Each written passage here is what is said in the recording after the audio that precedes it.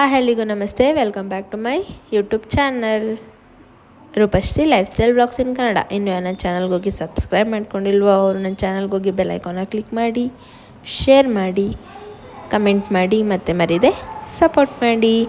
ಇವತ್ತು ಬೆಳಗ್ಗೆ ಸ್ವಲ್ಪ ಬೇಗ ಎದ್ಬಿಟ್ಟು ಟೊಮೆಟೊ ಬಾತ್ ಮಾಡೋಣ ಅಂತ ಹೊರಟೆ. ಬಿಕಾಸ್ ನೆನ್ನೆ ನಮ್ಮ ಅಮ್ಮನ ಸರಿಯಾಗಿ ಉಗಿಸ್ಕೊಂಡಿದ್ದೆ. ಇದ್ದಾಳೆ ಮೇಲೆ ಎದ್ದು ನಾಷ್ಟ ಏನಾದರೂ ಮಾಡು, ನನ್ನ ಕೈಲಾಗಲ್ಲ, ಸೆಕೆಂಡ್ ಶಿಫ್ಟ್ ಮಾಡ್ಕೊಂಡು ಬಂದು ನನಗೂ ಸುಸ್ತಾಗಿರುತ್ತೆ ಅಂತ ಸಖತ್ ಆವಾಜ್ ಹಾಕಿ ಬೈದ್ಬಿಟ್ರು. ಅದಕ್ಕೆ ಇವತ್ತು ಸ್ವಲ್ಪ ಎದ್ದು ನಾನೇನಾದರೂ ಮಾಡೋಣ ಅಂತ ಹೋಗಿ ಟೊಮೆಟೊ ಬಾತ್ಗೆಲ್ಲ ರೆಡಿ ಮಾಡಿಕೊಂಡೆ. ಟೊಮೆಟೊ ಬಾತ್ಗೆ ಫಸ್ಟು 2 ಸ್ಪೂನ್ ಆಯಿಲ್ ಹಾಕ್ಕೊಂಡೆ. ನಂತರ ಅದಕ್ಕೆ ಪಲಾವ್ ಮಿಕ್ಸ್ ಏನೇನು ಹಾಕ್ಕೊಂಡೆ ಅಂದರೆ ಚಕ್ಕೆ, ಲವಂಗ, ಕಸ್ತೂರಿ ಮೇಥಿ, ಸೋಂಕು, ಸ್ವಲ್ಪ ಮೆಣಸು, ಆಮೇಲೆ ಏಲಕ್ಕಿಕಾಯಿ ಹಾಕ್ಕೊಂಡು ಚೆನ್ನಾಗಿ ಮಿಕ್ಸಪ್ ಮಾಡಿಕೊಂಡೆ. ಚೆನ್ನಾಗಿ ಮಿಕ್ಸಪ್ ಅಂದರೆ ಅದ್ರ ಫ್ಲೇವರ್ಸ್ ಎಲ್ಲ ಎಣ್ಣೆ ಜೊತೆಗೆ ಫ್ರೈ ಆಗಿ ಅದು ಸಕ್ಕತ್ತಾಗಿ ಗಮ್ಮಂತ ಸ್ಮೆಲ್ ಬರಬೇಕು. ಚಕ್ಕೆ ಲವಂಗ ಅದು ಸಖತ್ ಸ್ಮೆಲ್ ಬರುತ್ತೆ.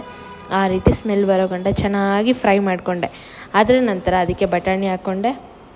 ಬಟಾಣಿನೂ ಎಷ್ಟು ಚೆನ್ನಾಗಿ ಫ್ರೈ ಆಗಬೇಕು ಆ ಮಸಾಲ ಜೊತೆಗೆ ಅಂದರೆ ಅದು ಜಸ್ಟ್ ಹಿಂಗೆ ಪ್ರೆಸ್ ಮಾಡಿದ ತಕ್ಷಣ ಬೆಂದಿರಬೇಕು. ಆ ರೇಂಜಲ್ಲಿ ಚೆನ್ನಾಗಿ ಮಿಕ್ಸಪ್ ಮಾಡಿಕೊಂಡೆ. ಬಿಕಾಸ್ ಅದು ತಿನ್ನಬೇಕಾದ್ರೆ ಹಸಿ ವಾಸನೆ ಹೊಡೆಯುತ್ತೆ ಅಥವಾ ಹಸಿ ಫೀಲ್ ಆಗುತ್ತೆ ನಮಗೆ ಬಟಾಣಿ ತಿನ್ನಬೇಕಾದ್ರೆ. ಹಂಗಾಗಿ ಅದನ್ನು ಚೆನ್ನಾಗಿ ಫ್ರೈ ಮಾಡಿಕೊಂಡೆ. ಅದು ಎಷ್ಟು ಚೆನ್ನಾಗಿ ಫ್ರೈ ಮಾಡಿಕೊಂಡೆ ಅಂದರೆ ಅದು ನೀಟಿಗೆ ಅದು ಫುಲ್ ಲೈಟ್ ಗ್ರೀನಲ್ಲಿರುತ್ತಲ್ಲ, ಅದು ಸ್ವಲ್ಪ ಡಾರ್ಕ್ ಗ್ರೀನ್ ಆಗೋ ಅಷ್ಟು ನೀಟಿಗೆ ಫ್ರೈ ಮಾಡಿಕೊಂಡೆ. ನಂತರ ಅದಕ್ಕೆ ಈರುಳ್ಳಿ ಹಾಕ್ಕೊಂಡು ಚೆನ್ನಾಗಿ ಈರುಳ್ಳಿನೂ ಅಷ್ಟೇ ಬ್ರೌನಿಷ್ ಕಲರಲ್ಲಿ ಬರಬೇಕು. ವಿತ್ ಆ ಮಸಾಲ ಜೊತೆಗೆ ಚೆನ್ನಾಗಿ ಮಿಕ್ಸಪ್ ಆಗಬೇಕು. ಹಂಗೆ ಆ ರೀತಿ ಮಿಕ್ಸಪ್ ಮಾಡ್ಕೊಂಡ ನಂತರ ಅದಕ್ಕೆ ಸ್ವಲ್ಪ ಉಪ್ಪು ಹಾಕ್ಕೊಂಡೆ. ಏಕೆಂದರೆ ಈರುಳ್ಳಿ ಬೇಯಬೇಕಲ್ವ, ಮತ್ತು ಆ ಬಟಾಣಿ ಆ ಮಸಾಲಾಗೆಲ್ಲ ಚೆನ್ನಾಗಿ ಉಪ್ಪು ಹಿಡಿಬೇಕಲ್ವ. ಹಂಗಾಗಿ ನಮಗೆ ರುಚಿಗೆ ತಕ್ಕಷ್ಟು ಉಪ್ಪನ್ನ ಮಿಕ್ಸ್ ಮಾಡಿಕೊಂಡೆ. ಅದು ಮಿಕ್ಸ್ ಮಾಡಿಕೊಂಡು ಎಷ್ಟು ಚೆನ್ನಾಗಿ ಮಿಕ್ಸಪ್ ಮಾಡಿಕೊಂಡೆ ಅಂತಂದರೆ ಫುಲ್ ಅದೆಲ್ಲ ಫ್ರೈ ಮಾಡ್ತಾ ಈರುಳ್ಳಿ ಎಲ್ಲ ಬ್ರೌನಿಷ್ ಕಲರಲ್ಲಿ ಸಖತ್ತಾಗಿ ಕಾಣಿಸ್ತಿತ್ತು. ನಂತರ ಅದಕ್ಕೆ ಸ್ವಲ್ಪ ಮೆಣಸಿನ್ಕಾಯಿ ಪೇಸ್ಟ್, ನಮ್ಮ ಮನೇಲಿ ಹಸಿರು ಮೆಣಸಿನ್ಕಾಯಿನ ಹಾಗೆ ಕಟ್ ಮಾಡಿ ಹಾಕಲ್ಲ. ಏಕೆಂದರೆ ನಮ್ಮ ಅಜ್ಜಿ ಮುಂಚೆನೇ ಸ್ವಲ್ಪ ಗ್ರೈಂಡ್ ಮಾಡಿ ಇದೇ ಥರ ಇಟ್ಬಿಡ್ತಾರೆ, ಪೇಸ್ಟ್ ಥರ. ಏಕೆಂದರೆ ನಮ್ಮ ಮನೇಲಿ ಹಸಿರು ಮೆಣಸಿನ್ಕಾಯಿ ಸೈಡ್ಗೆ ಎತ್ತಾಕ್ತೀವಲ್ಲ, ಹಂಗಾಗಿ ನಮ್ಮ ಅಜ್ಜಿ ಮೆಣಸಿನ್ಕಾಯಿ ಕೂಡ ವೇಸ್ಟ್ ಮಾಡಬಾರ್ದು ಅಂತ ಅವರು ಪೇಸ್ಟ್ ಮಾಡಿ ಇಟ್ಕೊತಾರೆ. ಪೇಸ್ಟ್ ಮಾಡಿ ಇಟ್ಕೊಂಡ್ರೆ ಕಂಪ್ಲೀಟ್ಲಿ ಎಲ್ಲದಕ್ಕೂ ಮಿಕ್ಸಪ್ ಆಗುತ್ತೆ, ನಾವು ಎತ್ತಿಡೋಕ್ಕೆ ಕೂಡ ಆಗೋಲ್ಲ. ಹಂಗಾಗಿ ಅವ್ರ ಐಡಿಯಾ ಅಲ್ವಾ, ಏನೇ ಆದರೂ ಹಳೆ ಕಾಲದವ್ರು ಅಷ್ಟೇ ಇಂಟೆಲಿಜೆಂಟ್ ಆಗಿರ್ತಾರೆ, ಒಂದನ್ನು ವೇಸ್ಟ್ ಮಾಡಬಾರ್ದು ಅನ್ನೋದು ಅವರ ಮೆಂಟಾಲಿಟಿ ಆಗಿರುತ್ತೆ. ಹಂಗಾಗಿ ಚೆನ್ನಾಗಿ ಅದನ್ನೆಲ್ಲ ಹಾಕ್ಕೊಂಡು ಮಿಕ್ಸಪ್ ಮಾಡಿಕೊಂಡೆ.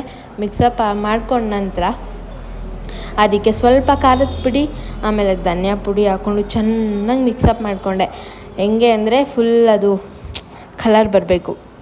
ಖಾರದ ಪುಡಿ ಮತ್ತು ಗರಂ ಮಸಾಲ ಆಗಿರ್ಬೋದು ಅಥವಾ ಧನಿಯಾ ಪುಡಿ ಆಗಿರ್ಬೋದು ಮಿಕ್ಸಪ್ ಮಾಡ್ಕೊಂಡಾಗ ಅದು ಸಖತ್ತು ಗಟ್ಟಿ ಗ್ರೇವಿ ಥರ ಇರುತ್ತೆ. ಅಷ್ಟು ಚೆನ್ನಾಗಿ ಅದನ್ನು ಮಿಕ್ಸಪ್ ಮಾಡ್ಕೊಂಡ ನಂತರ ಶುಂಠಿ ಬೆಳ್ಳುಳ್ಳಿ ಪೇಸ್ಟ್ ಮುಂಚೆನೇ ಹಾಕ್ಕೋಬೇಕಾಗಿತ್ತು, ಬಟ್ ಖಾಲಿ ಆಗೋಗಿತ್ತು. ಅದಕ್ಕೆ ಕಳಿಸಿದ್ದೆ, ಅದಕ್ಕೆ ಲೇಟಾಗಿ ಹಾಕೋತಾ ಇದ್ದೀನಿ.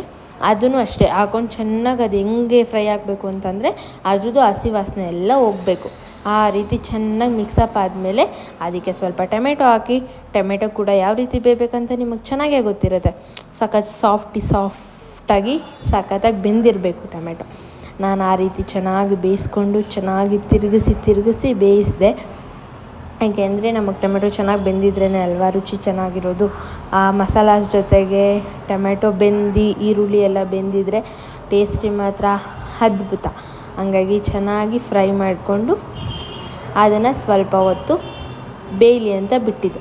ನಂತರ ಅದಕ್ಕೆ ಚೆನ್ನಾಗೇ ಮಿಕ್ಸಪ್ ಕೊಟ್ಟೆ. ಮತ್ತು ಅದೆಲ್ಲ ಸ್ವಲ್ಪ ಮಿಕ್ಸಪ್ ಆಗಿರುತ್ತಲ್ವ, ಅಂದರೆ ಹಂಗೆ ಬಿಟ್ಟಿರ್ತೀವಲ್ಲ, ಹಂಗಾಗಿ ಸ್ವಲ್ಪ ಅದನ್ನು ಮಿಕ್ಸಪ್ ಮಾಡಲಿಕ್ಕೆ ಚೆನ್ನಾಗಿ ಕೈ ಆಡಿಸ್ಬಿಟ್ಟು ನಂತರ ಅದಕ್ಕೆ ನಾವು ಎಷ್ಟು ಗ್ಲಾಸ್ ನೀರು ಹಾಕ್ತೀವೋ ಅಷ್ಟು ಪ್ರಮಾಣದಲ್ಲಿ ನೀರು ಹಾಕ್ಕೊಂಡೆ. ನಾನು 3 ಗ್ಲಾಸ್ ಅಕ್ಕಿ ಇಕ್ಕಿದ್ದೆ. 5 ಮೆಂಬರ್ಸ್ ಇದ್ವಿ ಅಲ್ವಾ ಮನೆಯಲ್ಲಿ, ಹಂಗಾಗಿ ಎಲ್ರಿಗೂ ಆಗಬೇಕಾಗಿತ್ತು. ಮತ್ತು ನನ್ನ ತಂಗಿ ತಮ್ಮಂಗೆ ಇವತ್ತು ಕಾಲೇಜ್ ಇಲ್ಲದೆ ಇದ್ದಿದ್ದ ಕಾರಣ ಅವರು ಬಾಕ್ಸ್ ಕಟ್ಕೊಂಡು ಹೋಗಲಿಲ್ಲ, ಮನೇಲೇ ಇದ್ದರು. ಅಜ್ಜಿನ ಸ್ವಲ್ಪ ಹಾಸ್ಪಿಟಲ್ಗೆ ಕೂಡ ಕರ್ಕೊಂಡು ಹೋಗಬೇಕಾಗಿತ್ತು. ನಾನು ಅದಕ್ಕೆ ಬೇಗ ಮಾಡಿ ಅಜ್ಜಿನ ಆಸ್ಪತ್ರೆಗೆ ಕಳಿಸ್ಕೊಟ್ಟು ನಾನು ಈ ಕಡೆ ಬಂಕ್ ಕೆಲ್ಸಕ್ಕೆ ಬಂದೆ. ನೋಡಿ ಈ ರೀತಿ ಅದು ಫುಲ್ ಎಲ್ಲ ಮಸಾಲ ಜೊತೆಗೆ ವಾಟರ್ ಜೊತೆಗೆ ಈ ರೀತಿ ಕುದೀತಿತ್ತು. ಸಖತ್ತಾಗಿ ಮಿಕ್ಸಪ್ ಆಗಿತ್ತು ಮಾತ್ರ. ನಂತರ ಅದಕ್ಕೆ ನಾನು ಇನ್ನೇನು ಅಕ್ಕಿ ಮಿಕ್ಸ್ ಮಾಡ್ಕೊಬೇಕಲ್ವ, ಅದಕ್ಕೆ ಅಕ್ಕಿ ವಾಶ್ ಮಾಡಿಕೊಂಡು ನಾನು ಹಾಕ್ಕೊಂಡೆ. ನಮ್ಮ ಮನೇಲಿ ನಾರ್ಮಲಿ ರೇಷನ್ ಅಕ್ಕಿನೇ ತಿನ್ನೋದು, ಅದಕ್ಕೆ ಸ್ವಲ್ಪ ಹೈದ್ರಾಬಾದ್ ಬಿರಿಯಾನಿ ರೈಸ್ನ ಮಿಕ್ಸ್ ಮಾಡ್ಕೊಂಡಿದ್ದೆ.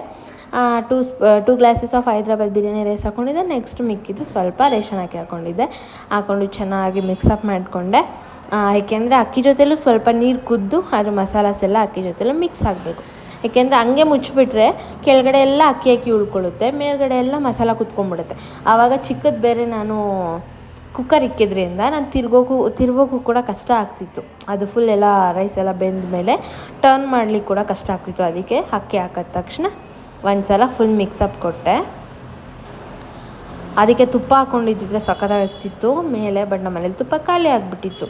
ಹಾಗಾಗಿ ತುಪ್ಪ ಏನೂ ಹಾಕ್ಕೊಳ್ಳಿಕ್ಕಾಗಲಿಲ್ಲ. ಚೆನ್ನಾಗಿ ಮಿಕ್ಸಪ್ ಮಾಡಿಕೊಂಡು ಕುಕ್ಕರ್ ಮುಚ್ಚಿಬಿಟ್ಟು ಫ್ರೆಶ್ ಅಪ್ ಆಗಿಬಿಟ್ಟು ಬರೋಣ ಅಂತ ಹೊರಟೆ. ನೆಕ್ಸ್ಟ್ ಬಂದು ನೋಡಿದಾಗ ಈ ರೀತಿ ಇತ್ತು, ಸಖತ್ತಾಗಿ ಬಂತು ಟೊಮೆಟೊ ಬಾತ್. ನೀವು ಟ್ರೈ ಮಾಡಿ. ಮತ್ತು ಥ್ಯಾಂಕ್ ಯು ಫಾರ್ ವಾಚಿಂಗ್.